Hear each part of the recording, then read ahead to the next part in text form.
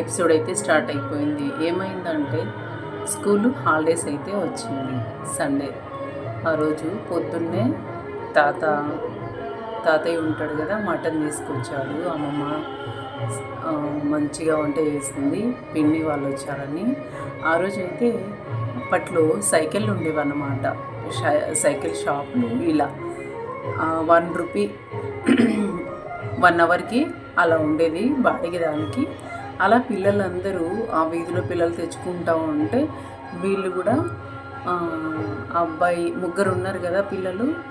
ఆ బాబు లాస్ట్ అబ్బాయి అయితే చిన్నవాడు, అక్క వాళ్ళ అన్న వచ్చేసి చెరి ఒక సైకిల్ తెచ్చుకున్నారు.